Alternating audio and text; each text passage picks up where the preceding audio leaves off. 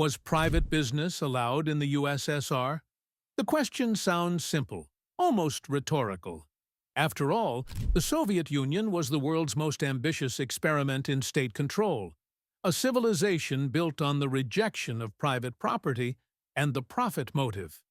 Yet, the answer is far more complicated than Cold War stereotypes suggest. For nearly 7 decades, the tension between ideological purity and economic necessity created a strange, shifting landscape where entrepreneurs operated in the shadows of the hammer and sickle, sometimes tolerated, sometimes celebrated, and sometimes destroyed. To understand this paradox, we must begin not with Marx or Lenin, but with the smoldering ruins of a country that had torn itself apart. By 1921, Soviet Russia was dying. The Bolsheviks had won their revolution and survived a brutal civil war. But victory had come at a catastrophic price. Industrial production had collapsed to roughly 20% of pre-war levels. Famine stalked the countryside, claiming millions of lives. Cities emptied as workers fled to villages in search of food. The currency had become worthless. Crime surged. The very survival of the Bolshevik state hung in the balance, threatened not by white armies or foreign intervention, but by the simple fact that the economy had ceased to function. The policy of war communism, with its forced grain requisitions and complete nationalization of industry, had proven unsustainable. The people were exhausted, hungry, and increasingly hostile to the regime they had helped bring to power. Something had to change, and quickly. Vladimir Lenin, ever the pragmatist beneath his revolutionary rhetoric, understood that ideology alone could not feed a starving population. In March 1921, at the 10th Party Congress, the Bolsheviks announced a dramatic reversal of policy. The new economic policy, or NEP, represented a calculated retreat from pure communism, a temporary compromise with the forces of capitalism that the revolution had supposedly vanquished. The announcement sent shock waves through the party. How could the vanguard of the proletariat make peace with the very system it had fought to destroy? But Lenin framed it differently. This was not surrender, he argued, but a tactical withdrawal, a breathing space to rebuild the country's strength before the final push toward socialism. The alternative was collapse, and with it, the end of the Bolshevik experiment. The NEP transformed the Soviet economy almost overnight. Under the new policy, farmers could sell surplus grain on the open market, after paying a tax in kind to the state. This single change created a powerful incentive for agricultural production. Why grow only enough to meet state quotas when you could profit from producing more? The decree on complete nationalization of industry was revoked. Private entrepreneurs could now own small enterprises, hire up to 100 workers, lease major facilities from the state, or even attract foreign capital. The practice of payment in kind gave way to actual wages in real money. To make this possible, the Bolsheviks restored the banking system they had dismantled just years earlier. Market relations replaced the chaotic barter economy that had emerged during the Civil War. Into this space stepped a new class of Soviet citizen, the NEP men. They were traders, middlemen, and entrepreneurs who moved goods between city and countryside, exploiting price differentials and supply shortages. They bought agricultural products from farmers and sold them in urban markets. They transported manufactured goods to rural areas where such items were desperately needed. They opened shops, restaurants, and small factories. They made money, often substantial amounts of it, and they did so with the grudging tolerance of a government that despised everything they represented, but needed the services they provided. The NEP men became visible symbols of the compromise at the heart of Soviet policy, living reminders that communist ideology had bent to economic reality. But the NEP created more than just individual traders. It also fostered the growth of artels, associations of artisans who pooled their resources and skills to compete more effectively in the marketplace. These cooperatives became the backbone of Soviet light industry for decades. Carpenters, tailors, shoemakers, and craftsmen of every description joined together, each contributing their tools and expertise. If an artel needed equipment beyond what its members possessed, it could secure bank loans. Profits were distributed at general meetings, with no ceiling on individual earnings. According to Alexander Krisanov, a researcher specializing in Soviet industry, artels were formed by enthusiasts and people drawn by the prospect of profit. And the authorities encouraged such ventures because they saturated the country with goods and services while providing employment to people who might otherwise have struggled to find work in state organizations. The NEP years, roughly from 1921 to 1928, represented a golden age for Soviet entrepreneurship, a brief window when private initiative was not just tolerated but actively promoted. The economy recovered with remarkable speed. Industrial production climbed back toward pre-war levels. Food became available again. The currency stabilized. The immediate crisis had passed. But this success contained the seeds of its own destruction. As private entrepreneurs accumulated capital and the economy stabilized, the Bolshevik leadership began to reconsider the arrangement. The NEP had served its purpose, pulling the country back from the brink of collapse. Now it posed a different kind of threat. By the late 1920s, Joseph Stalin had consolidated his power and set the Soviet Union on a new course: rapid industrialization and the collectivization of agriculture. This transformation required total state control over economic resources. Private entrepreneurs, with their growing capital and independence, no longer fit into the plan. They were obstacles to be removed, not partners to be tolerated. On October 11, 1931, a decree banned private trade in the Soviet Union. The NEP men, who had been essential to the country's recovery just years earlier, were now classified as class enemies, remnants of the bourgeois past. Many were arrested, exiled, or forced into other occupations. The brief experiment with Soviet capitalism was over. But the artels survived.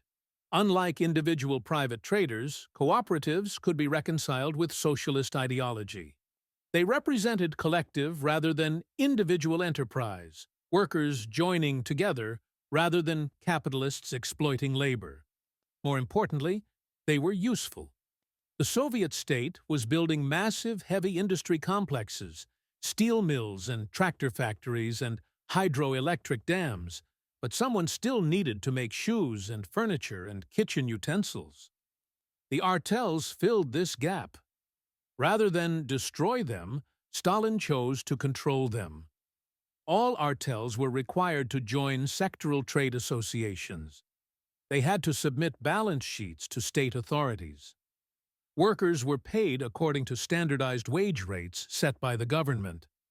Large artels were required to establish komsomol and party organizations within their ranks, ensuring political supervision.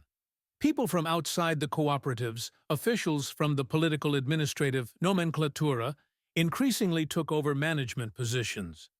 The artels remained, but they were no longer independent businesses. They had become part of the state apparatus, operating under the guise of cooperative ownership. By the beginning of the 1950s, the Soviet Union had 12,660 producer artels, but calling their members businessmen would be a stretch. The state fixed prices for their products. It imposed output plans dictating what they should produce and in what quantities. In 1941, the party resolved that artel goods could cost no more than 10% more than comparable state-manufactured products. During the war, the government issued 6 separate resolutions specifying the exact price of wooden spoons that artels were producing for the army. 6 resolutions for wooden spoons. This was central planning taken to its logical extreme, a system where every detail of production was subject to political control. Yet within these constraints, the artels produced an impressive array of goods. They were responsible for much of the Soviet Union's consumer products, filling the gaps left by heavy industry's focus on steel and machinery. Some artels even manufactured technologically complex items. The Radist plant, which produced Soviet television sets, began as an artel. The Primus artel made assault rifles for the front during World War II before being reclassified as a state factory in 1944. During the war years, artel members supplied the military with greatcoats, protective covers for aircraft, and ammunition, while also producing consumer goods for the home front. They were subordinated to the state orders system, servicing the social sphere, and contributing to the great construction projects of communism. They remitted 60% of their profits to the state in taxes.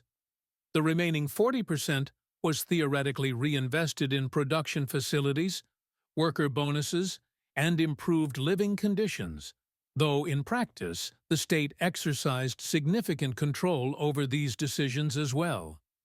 But even successful artels operated under constant pressure. They served as convenient scapegoats for economic bureaucrats. When production targets were missed, when quality was poor, when state interests were not adequately served, the artels were blamed. Life was deliberately made difficult for them. Raw materials were allocated according to the whatever's left over principle, with state factories receiving priority. Artels scrambled to obtain fabrics, threads, wool, and other supplies necessary for production. According to Krisanov, whose grandmother worked as a bookkeeper at a garment sewing artel in the late 1940s, cooperatives often had to purchase materials off the books, frequently stolen goods bought for cash on the black market. To generate this cash, artels would sell unaccounted products, goods rejected as defective and officially written off, through unofficial channels. From time to time, the heads of artels were jailed for this private business, even though such activities were often the only way to keep production running. The contradiction was built into the system. Artels were expected to meet state quotas, but were denied adequate resources to do so. They were supposed to operate as cooperatives, but were managed by political appointees. They were praised for their contributions to the economy, but criticized for having excessive funds at their disposal. This last complaint became the justification for their final destruction. In 1960, the Soviet government banned all remaining cooperatives except those established by disabled workers or gold prospectors. The artels that had survived nearly 3 decades of state control, that had adapted to every new regulation and restriction, were simply eliminated. The state nationalized their assets and absorbed their workers into state enterprises. The consequences of this decision rippled through the Soviet economy for decades. The artels had created complex supply chains, producing goods and services that filled countless small but important niches. When they disappeared, these chains broke. Shortages multiplied. The stagnation that characterized the later Soviet period was partly rooted in this destruction of the last remnants of independent production. From 1960 onward, there was only one businessman left in the country, and that businessman was the state. Every factory, every shop, every service was owned and operated by the government. The experiment in total state control was complete.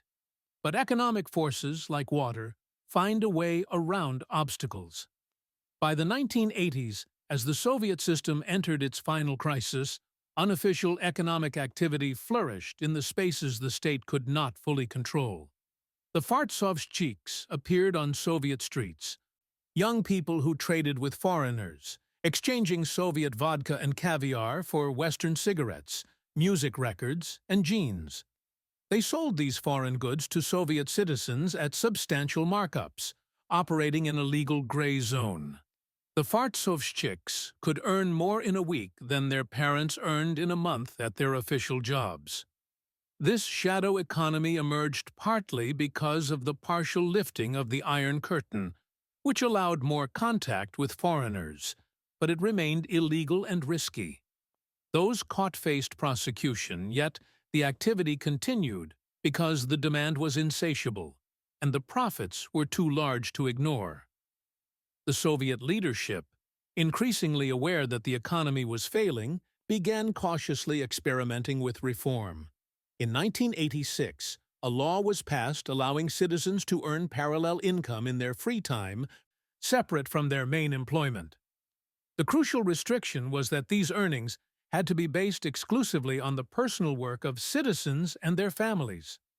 No hiring of workers, no exploitation of labor. This made tutoring and private taxi services possible in the Soviet Union for the first time in decades. But it was a tiny opening in a vast wall of restrictions. Members of cooperatives were still regarded as class enemies by much of the population and the bureaucracy. The ideological stigma against private enterprise remained powerful. The real breakthrough came on May 26, 1988, when a law was passed allowing cooperatives to engage in any activity that was not explicitly unlawful, including trade. This law, passed during the perestroika reforms under Mikhail Gorbachev, marked the first time since 1931 that private business was legally permitted in the Soviet Union. Cooperatives sprang up rapidly, taking advantage of the new freedom. Some were legitimate businesses filling genuine market needs. Others were vehicles for corruption, allowing well-connected individuals to profit from the chaos of a collapsing system. The Soviet economy by this point was in terminal decline, plagued by shortages, inefficiency, and a currency that was rapidly losing value. The 1988 law came too late to save the system, but it represented an acknowledgement of what had always been true, that a modern economy cannot function without some degree of private initiative, that central planning alone cannot meet the complex and varied needs of a population.